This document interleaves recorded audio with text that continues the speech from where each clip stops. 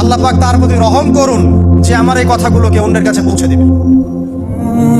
নবীজির ভাষণ। এরপর নবীজি বলছেন, জেনে রাখো নিশ্চয়ই তোমাদের পরস্পরের, মুসলিমদের পরস্পরের সম্পদ, পরস্পরের রক্ত, পরস্পরের এই যে জান মাল ইজ্জত, এগুলো একে অপরের জন্য হারাম। মুসলিমদের পরস্পরের রক্ত, পরস্পরের ইজ্জত সম্মান একে অপরের জন্য হারাম, এর হানি করা একে অপরের জন্য হারাম। ঠিক যেমন আজকের এই দিন হারাম, এই শহর হারাম, এই মাসও হারাম।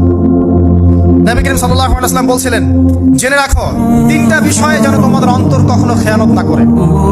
তিনটা বিষয়ে তোমাদের অন্তর যেন কখনো খেয়ানত না করে।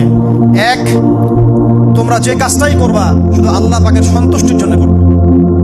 তোমরা যে কাজই করবে শুধু আল্লাহর সন্তুষ্টির জন্য করবে। তোমাদের শাসক বর্গের কল্যাণ কামনা করবে।